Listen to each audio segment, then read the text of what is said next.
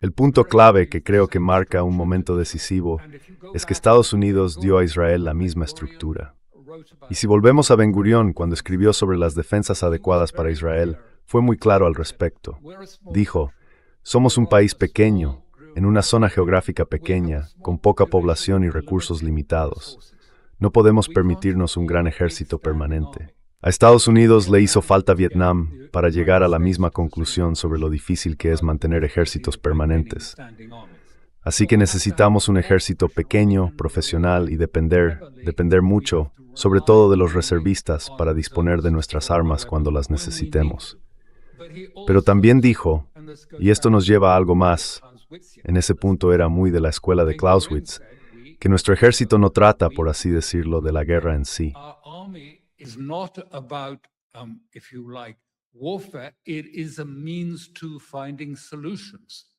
Es un medio para encontrar soluciones. Eso fue lo que dijo Ben Gurión. También es un medio para alcanzar una resolución política. La guerra es un método de la política, una parte de la política. Ahora, hoy en día, si miramos el presente, comentaristas israelíes de alto nivel, coroneles retirados y otros, están diciendo, mirad lo que le ha pasado a Israel. Después del 7 de octubre, nuestro gobierno ha adoptado algo que llaman seguridad permanente. La seguridad permanente es una idea que de hecho viene de Alemania durante la Segunda Guerra Mundial, porque querían asegurar un Reich de 1000 años. Pero con una guerra permanente, y cito al profesor Landau, no hay un final posible. El final es una masa indiferenciada de Amalek.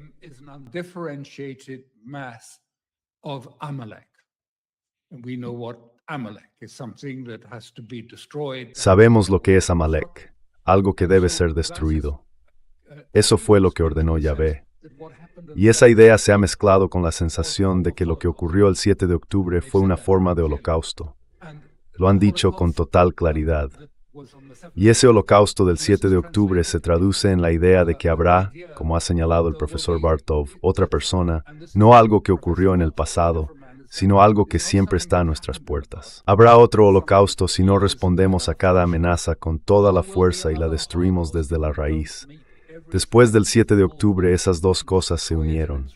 El ataque de Hamás se presentó como un acto de holocausto, y Hamás pasó a ser visto como los nazis.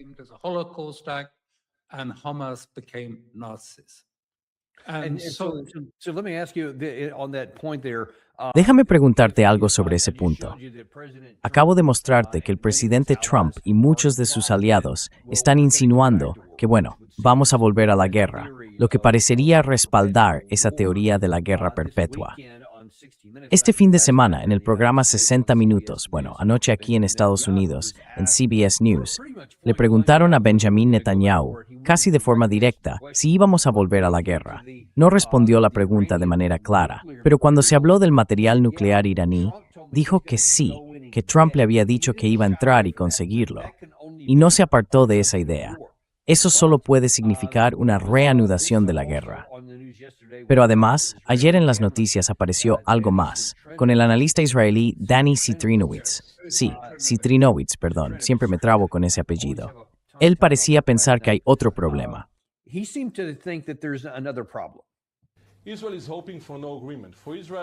Israel espera que no haya ningún acuerdo. Para Israel, ningún acuerdo es mejor que un mal acuerdo. Y estoy seguro de que Israel está intentando presionar al presidente para que no llegue a un acuerdo, porque un acuerdo bloquearía el camino de Israel hacia un ataque continuo en Irán. Pero aún peor que eso sería no desafiar abiertamente al presidente Trump, como sí hicieron con el presidente Obama. Así que el problema que tiene Netanyahu es que si Trump llega a un acuerdo, nadie cuestionará ese acuerdo en el futuro dentro del ámbito político estadounidense. Por eso Netanyahu tiene dificultades en ese sentido y está haciendo todo lo posible para evitar cualquier acuerdo. Para Israel, cualquier acuerdo entre Irán y Estados Unidos es un muy mal acuerdo, así que Israel espera que no haya ninguno. Y por supuesto, si la situación se complica y se vuelve a la guerra, entonces Israel may generate a civil journey. So no deal. They are challenging that. Están cuestionando eso. En serio. Esto se ha vuelto viral en la prensa hebrea.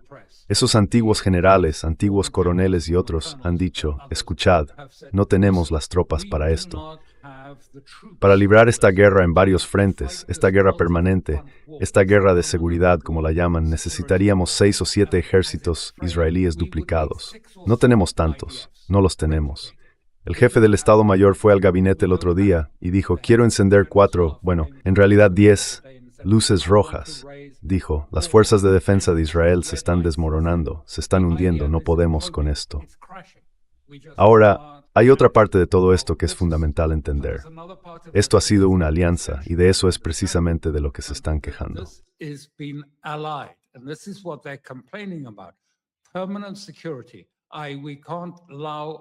Seguridad permanente. No podemos permitir que existan ni siquiera esas poblaciones. Deben ser exterminadas o expulsadas de la tierra para garantizar nuestra permanencia.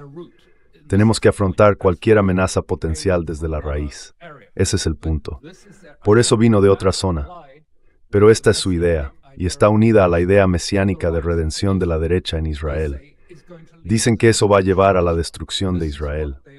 Eso es lo que están diciendo. Y aparece por todas partes en la prensa hebrea, afirmando que esto supone una gran amenaza para Israel, por la idea de que se puede lograr la redención tomando, ocupando y manteniendo el gran Israel, asentándolo, y que eso mismo sea redentor, una redención.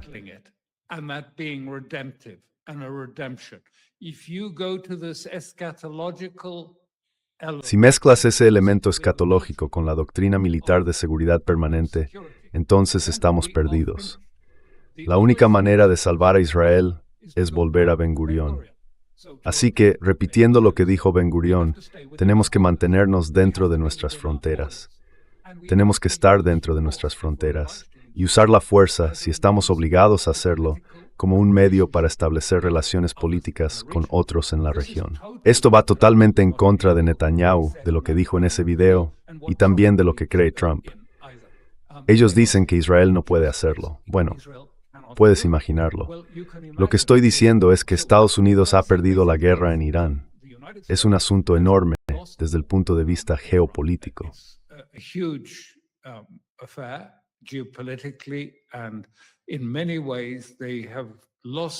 Y en muchos sentidos han perdido la guerra políticamente en Irán.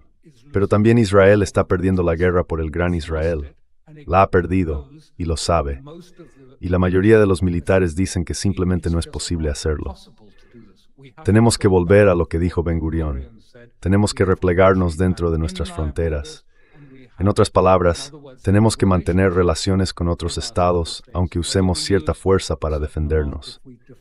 Pero por lo demás, la guerra es un elemento de la política, no una guerra por la guerra misma, no una guerra para destruir cualquier idea de enemigos que puedan surgir, ni para impedir que nadie, ni siquiera sus hijos, lleguen a existir porque podrían ser terroristas.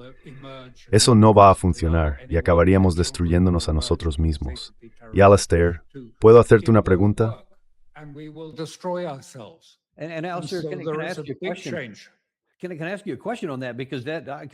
Puedo hacerte una pregunta sobre eso, porque tal y como yo lo veo, y estoy de acuerdo con lo que dices, la lógica está ahí. Y si hacemos como Netanyahu, como Lindsey Graham y todos esos otros, si volvemos a intentar acabar el trabajo por la vía militar, creo que estaremos destruyendo nuestro propio futuro. Y creo que va a salir mal. Pero déjame preguntarte algo. Si esos generales de los que hablas y otros políticos que defienden esa postura, si Netanyahu dejara el cargo o lo echaran en unas elecciones o algo así, y llegara gente nueva, teniendo en cuenta todo lo que ha pasado en Gaza desde el 7 de octubre y todo lo que está ocurriendo ahora en Líbano, con tanta destrucción y tanta muerte, ¿sería posible que Israel dijera, de acuerdo, vamos a volver al modelo de Ben Gurión, vamos a vivir en paz con nuestros vecinos? ¿Hasta qué punto va a ser difícil después de estos 2 años y medio de guerra?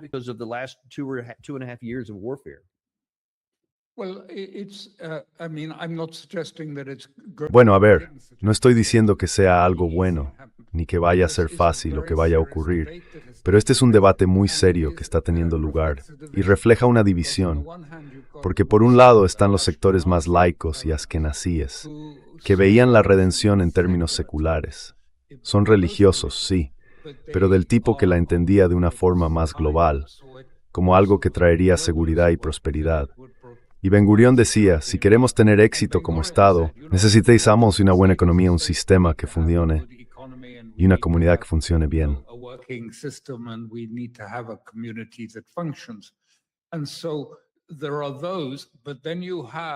Y así que están esos, pero luego tienes a la derecha mesiánica que quiere imponer la redención, imponerla por la fuerza, mediante medios militares, tomando territorios, tomando el Líbano, tomando Siria, tomando otras zonas, tomando finalmente Irán o destruyendo Irán, para que pueda establecerse un gran Israel y luego ser poblado por judíos y que sea un Estado judío.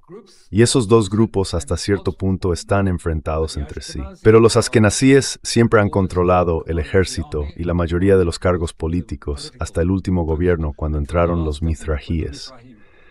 Estos son los judíos del Oriente Medio y del norte de África que llegaron al poder y ahora lo tienen, y tienen una visión mucho más, digamos, radical, casi apocalíptica. Recuerdo haber escuchado a Smotrich hace 6 o 7 años en un video, hablando con miembros del Likud, y les decía, mirad, este es nuestro proyecto.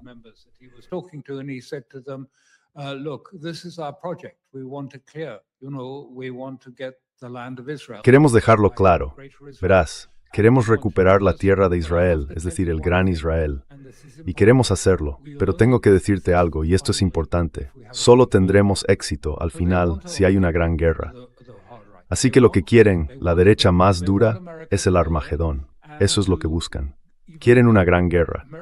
Quieren que Estados Unidos intervenga, y aunque Estados Unidos quede destruido en el proceso, lo aceptan. Porque si lo prefieres, eso lleva al Armagedón y después a la guerra, a su redención religiosa. Y son una fuerza poderosa en Israel, probablemente mayoritaria. Quiero decir, el apoyo en Israel a la destrucción total de Irán está en torno al 93%, y un 71% no quiere ningún acuerdo con Irán.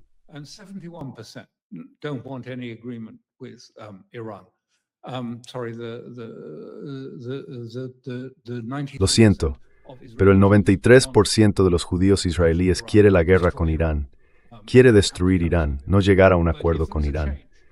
Pero si hubiera un cambio en Irán, o un cambio en la arquitectura de seguridad del Golfo, lo que digo es que de ahí podría surgir algo nuevo, que incluso Israel llegara a formar parte de esa arquitectura de seguridad, junto con Irán, Irak y los estados árabes del Golfo. Pero tendría que decidir que su solución es la de Ben-Gurión, la de mantenerse dentro de sus fronteras y dentro de sus límites de poder, y entender la guerra en el sentido clausewitziano como una herramienta de la política, no como un fin en sí mismo.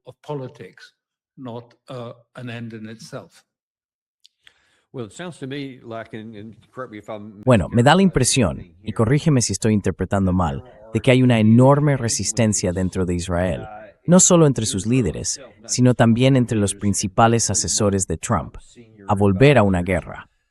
Aunque alguien pudiera trazar un camino que mostrara que puede tener éxito, parece que dan por hecho que la guerra en sí misma ya es un éxito. Y eso genera mucha oposición a entrar en ella.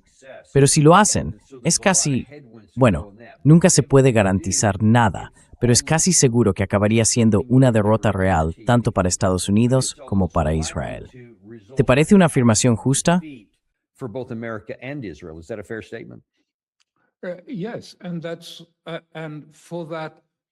Sí, y eso es, y por eso no para la mayoría de los israelíes, pero desde luego para algunos de los más mesiánicos, eso es exactamente lo que quieren. Porque también significaría el fin de lo que llaman de forma bastante vaga el poder de los goyim, el poder de los no judíos, y el aumento de la fuerza del poder judío, ya sea en Estados Unidos o en un sentido más amplio. Así que sí, hay un sector entre ellos que lo acepta, y vi una referencia, no la he comprobado todavía, pero Tucker Carlson dijo que fue y le dijo a Trump, Netanyahu te odia. Y también, todas esas personas que tú crees que te apoyan, Mark Levin te odia, todos esos a los que elogias y de los que hablas te odian. Y dijo que Trump le respondió, lo sé.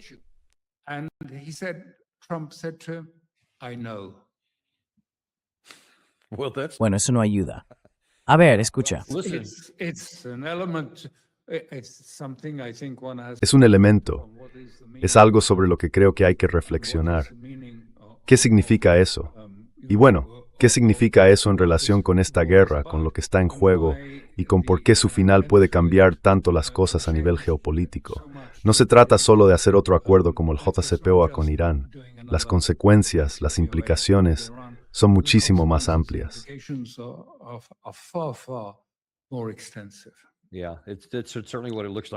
Sí, desde luego, eso es lo que parece, y tendremos que esperar a ver cómo acaba saliendo todo. Sé que estamos casi sin tiempo, pero en el rato que te quede, me gustaría que nos dieras tu valoración sobre qué podemos esperar de esta reunión entre Trump y Xi si finalmente se celebra a finales de esta semana. Me refiero tanto a las relaciones entre Estados Unidos y China, como también a lo que puede implicar en relación con esta guerra.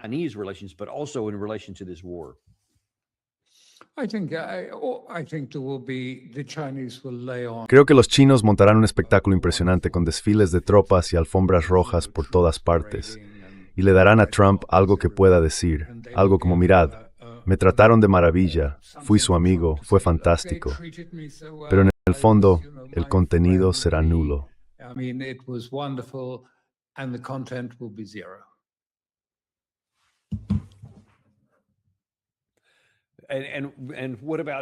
¿Y qué pasa con la parte iraní? Porque claro, Irán, por el tema del petróleo, tiene muchos intereses compartidos aquí. ¿Habrá algún movimiento en ese sentido en función de lo que Xi pueda decirle a Trump?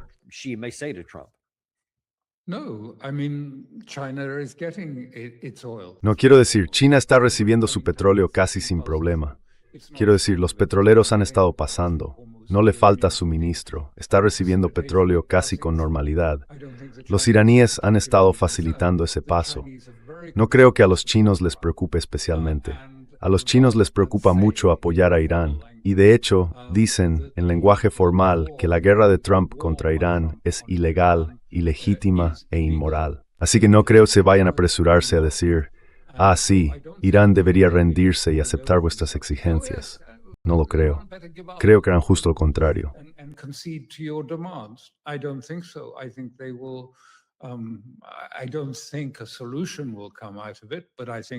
No creo que de ahí vaya a salir una solución, pero sí creo que van a decir algo bastante claro. Puede que no sea en público, pero habrá un lenguaje bastante claro. Ya lo hemos visto. Están actuando con dureza. Quiero decir, cuando Besant impuso sanciones a esas refinerías, esas pequeñas refinerías chinas, porque estaban importando petróleo, ¿qué pasó?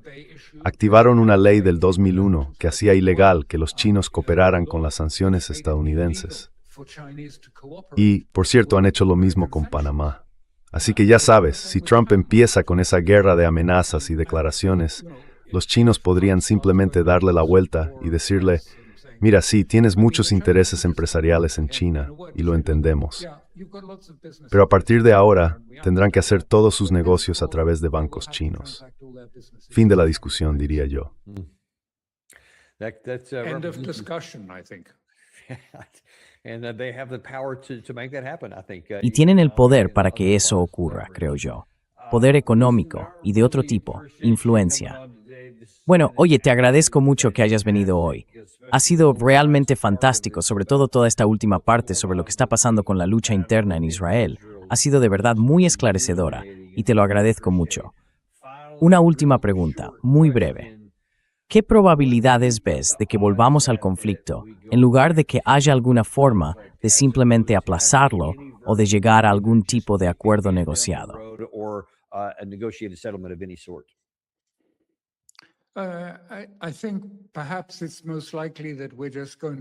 Creo que lo más probable es que entremos en una especie de paréntesis largo, pero ese paréntesis no puede durar demasiado porque las consecuencias económicas van a empezar a notarse muy pronto.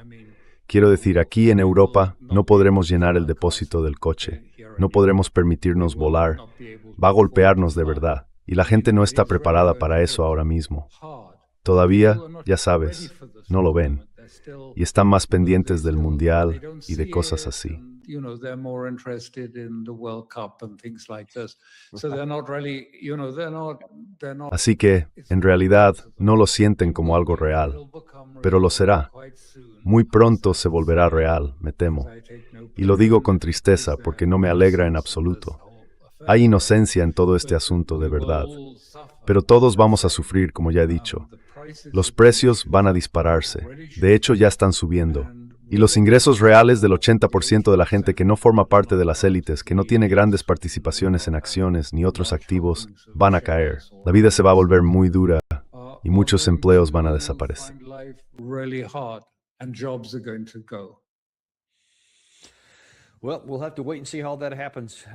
Bueno, tendremos que esperar y ver cómo se desarrolla eso. Pero, como siempre, no nos dejamos intimidar ni comprometemos nuestra integridad a la hora de contar la verdad, y estamos muy agradecidos de que tú también lo hagas. Por supuesto, recomiendo a la gente que visite theconflictsforum.substack.com para leer ese artículo. Estábamos hablando de las formas de la guerra. Hay muchísimo material interesante ahí. Podríamos haber hecho un programa entero solo sobre eso, o la tuviéramos más tiempo.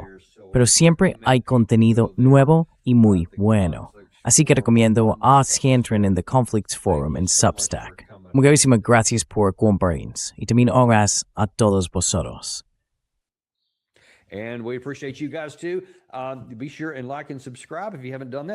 Asegúrate de darle a me gusta y de suscribirte si aún no lo has hecho. Eso nos ayuda más de lo que imaginas.